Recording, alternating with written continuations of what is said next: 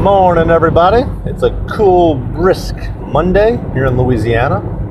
Temperature dropped with the AC on last night. Now it's 42, 45 degrees. I love this weather. You can never tell what's going on. One of the many things I love about the South.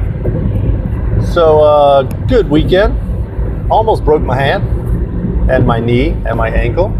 We were bike riding on this thing called the Tammany Trail. It's like a 24 mile stretch of train track that they pulled up, 25 years ago, and they made a bike trail out of the thing. Really cool idea. Everywhere should do this. I mean, whatever it costs, whatever it takes, it's worth it. This thing gets some mileage. People are always on this thing. Bike riding, jogging, rollerblading. It's so cool.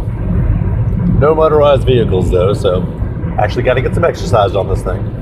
But it's really cool. And it's like 24 miles long. There's all kind of stretches of it you can take, and it's pretty well monitored. You got to be careful if you're a single lady jogging on this thing. There's some stretches, might be a little rural. Just watch your butt, run with a friend, and have some kind of protection on you. But it's really neat. There's not that much crime on the thing. I think a handful of robberies over the last 25 years of that. And anyway, cool stuff. Check it out if you're ever on the North Shore in Louisiana, in St. Tammany Parish. It's cool. St. Tammany Trace. Really cool stuff. So so we're on it, and there's three of us. You know, I have my little girl, our cousin, and myself. And it's just a narrow little, kind of like a little tiny road they make out of asphalt. And so the three of us are side by side, and the bike's a little big for our cousin, and she's like weeble wobbling around. Weeble wobble the whole time, and then we get three in a row. All three of us are on this thing side by side, and a little voice in my head was telling me this isn't a good idea. Not a good idea. But you know, sometimes you have those immortal feelings where, you know, I can't get hurt, and I got hurt. But 10 seconds later, she started wiggling. Who knows why? Who goes from this to this? But she started doing that, and then wham! Right into me. She ninja move, jumps off her bike, lands on her feet, hand on the ground like a ninja, and then I'm left to go twisting and rolling down this little embankment almost into the ditch. Didn't quite make it in the ditch, I don't know how, but oh my gosh, my old butt does not like falling off of bicycles. We were going pretty quick. We had a pretty good little speed going, so we weren't exactly like coasting at that moment. And oh my gosh, somehow I landed perfect. Perfect meaning I scuffed up my knee, made it sore for 2 days, scuffed up my ankle, made that sore for 2 days, and I landed on my shoulder and my side, which is how you're supposed to land. Now my shoulder's a little achy, but oh my gosh, last time I fell, I landed on my wrist. I thought I broke it. I was in pain for weeks. The guy said, I don't know, they're like, that's fine. They're like, I sprained it, strained it, tore some micro ligaments, whatever it was. And man, that thing hurt for a year. I landed straight on my wrist. A wheel locked up or something and fell off or something. I flipped over the handlebars and I landed like this, and all my weight twisted my wrist. Gosh, don't recommend doing that. If you can, I don't know how you have the choice. People are like, you have this 35 minutes to decide how I'm going to fall. No, you just land. But this time it was like landed on my shoulder, all right here, my side, my hip, like you're supposed to. It's spread it out, you know. Everything's still a little tender, but oh my gosh, nothing got hurt bad. And a little scuffed up, but not too bad. Could have been worse if I landed on the asphalt. Could have been nasty if I landed in the watery, muddy ditch. But I didn't. I landed right on the edge. And so we can pick up my bike, straighten everything out a little bit, and a little chain guard that bent, straighten that out. Then we went another 2 miles or whatever it was. And then I realized, oh, my $170 glasses are no longer on my shirt, and they must have fallen off. So we doubled back, and my little girl, luckily, has got a great memory. She knew exactly where we were. There was a bridge, there was this landmark, and triangulation, and went really slow. She said there were some pretty good scuffs in the ground too where I fell, and we found it. There they were, sitting right there, and I got them back. No scuffs, nothing. So yeah, very lucky. I don't think I've ever crashed a bike where I didn't break a spoke out of the tire. Nothing. Little chain guard had a little twist in it, twisted back, done. Really freak accident. It was bizarre. No tires broke, nothing. So it was a relatively good crash. I'd say a perfect 10. And that was fun. So the weather was really nice this weekend, and we got our tree up. That was fun last night, up till 1 o'clock in the morning. Who needs to sleep? I'll sleep when I'm dead. And so that was always exciting. But yeah, tree's up. It looks really cute. The little girl is the little spirit of Christmas at our house. She really gets us all involved. So the boys were up doing it too, and that was nice. Love doing the Christmassy thing. How about you guys? You got your tree up yet? When is the customary time to put a tree up? I mean, they started selling trees here a month ago. But I don't know. But man, trees, what's going on? So there's no longer... There are no longer spruce trees, I guess. I guess they're all Fraser fir now. Because everything, a little 4-foot dwarf thing starts at about $35 now.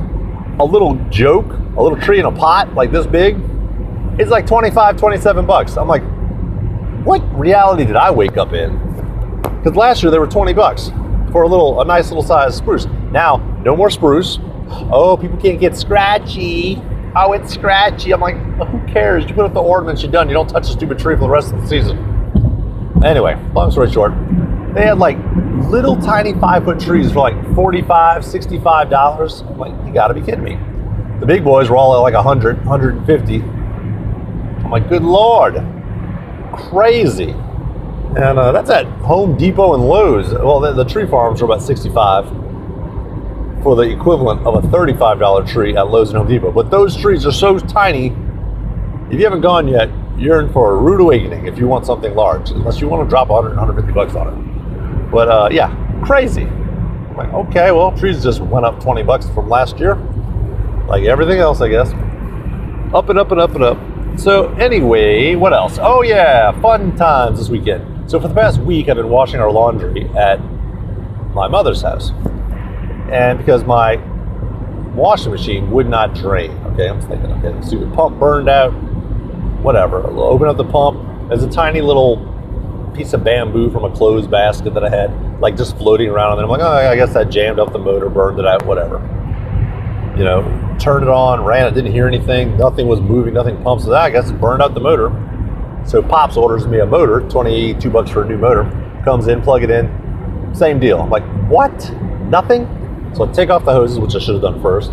There's an intake and an exhaust coming out of a water pump for a, I don't know, a Frigidaire. Who knew Frigidaire made washing machines? A Frigidaire, Kenmore Frigidaire maybe? There's an intake and an exhaust coming out of the little water pump. And this is a standalone electric water pump. It's a really cool little gizmo. And you take off the hoses, you blow through them, nothing's in it, okay? So I take off the exhaust hose, look through it, blow through it, totally clean, nothing's in it. So this is after putting the new motor in. So I thought there was some kind of flapper valve or something that would electronically open and close to prevent the water from coming down into the pump or whatever. So no, not the case. So anyway, the intake line, big, whatever, 1.5 inch line, take it off, like water's like trickling out, but not really like pouring out. The tub's got 4 inches of water in the thing. Some drain, take all the water out, scoop it out again, you know, third, fourth time. Drain out, take all the water out. There's still a little separation of tank and water, like 3 or 4 inch gap. Because apparently washing machines, the things you learn being a homeowner, have a tub and then a perforated tub. And if you've never worked on a washing machine, then whatever, if you want to, hey, more power to you. You might save a couple $100 paying a repairman to come out. Really easy to do. So check this out. Number one, don't overload your washing machines. I learned that the hard way. And so take off the hose. Dad said, take off the hose, see if it's blocked. Like, okay, take it off. Look through it, nothing's coming out. Water's still in the tank. I'm like, okay, that's weird. So take it off the top and nothing. I look up in the hole. There's like a black mass in the hole. Oh, there's some nasty, moldy fur ball, right? No. Reach in there and pull it. I start tug of war with this thing and pull it out of there. It's a sock, this big, black sock, stuck in this hole, like corking it up. I'm like, you gotta be kidding me. And of course, all the water comes out after that, and it'll catch it with these little oil pans. We got handy dandy little round oil pans from Dollar Tree. Dollar Tree, they're gonna sponsor this channel soon, I guarantee it. And so I catch all the water, plug it in, works like a champ. Plug in the old motor, works like a champ. So now we have an extra motor, which is cool, because we'll build a little case for it and run some hoses off of it, and we'll have an instant little pump. This thing really moves some water fast, and it's really cool. It's the 110 electric thing, so it will help drain the pool. Dad's got a boat in the backyard, a little pedal boat. He needs to get all the water out of the compartments of this thing. This thing's heavy, full of water. And so he wants to drain that. A handy little pump to have. And yeah, it's cool. So anyway, we got a $20 pump out of the deal. Yeah, plugged in, works like a champ. So very simple. If your water's not draining, check your exhaust line coming out of the tank. It's real simple. It's one little clamp, not even a hose clamp, spring clamp. Get a pair of pliers, take it off, pull it off, look in there, check out that hole. What happened is I overloaded the washing machine, okay? Stuff was floating to the top, socks. Somehow, there's a gap this big, maybe half inch, maybe a quarter of an inch gap, okay? I guess it was rocking, spinning, centrifugally. I can see this happening centrifugally. It slung the sock out to the edge, and it went in between the two layers of wash tubs, the perforated layer and the wash tub layer, which catches the water, okay? And then obviously it just fell down, went around, found its way to the drain hole, plugged that sucker up, and for however long now, a couple weeks now, that pump's been trying its darndest to suck that sock through. Didn't happen. So yeah, so that was exciting. And a real simple fix, once you know, now I know how to fix it. Last summer I was fixing the heating element in the dryer because I put a king size quilt in there, and I shook it up to the point where it broke the little springy heating element, which you just twisted back together and it was done. We bought another one, so I got an extra part. We tend to have a lot of extra parts because once I get into it, I realized, oh, I didn't need that. So yeah, so the heating element in the dryer, you can twist that back together and just plug it in, just don't let it touch anything. And it works like a champ. I mean, every now and then we got to run the dryer twice, but that's it. Usually because we put loads that are too big in there. And yeah, so that's exciting. Homeowner stuff, it's good. So yeah, we did that, and we made another little how-to video. Okay, how-to videos are interesting. It's like, I like making weird stuff that no one seems to like except myself, which, hey, I don't know, that's me. It's my own stuff, you know. I'm not gonna make a Christmas tree ornament, which is cute for little babies if they want to make Christmas trees and little ornaments on the tree and you hang it on a tree. It's a little miniature tree on top of your tree, which is cute, but I don't know, I don't do that. I make spiders and ray guns and weird stuff. I like weird stuff. So the three of us, myself, I made steampunk goggles from Dollar Tree. The little girl made a, what'd she make? A spider. And cousin made another spider. Now they made babies for the big spiders I made last week or 2 weeks ago. And really cute. Put them next to them, they're really cute. So I'm in the middle of editing that little video. So I gotta post it, it's really cute. But it's kind of like,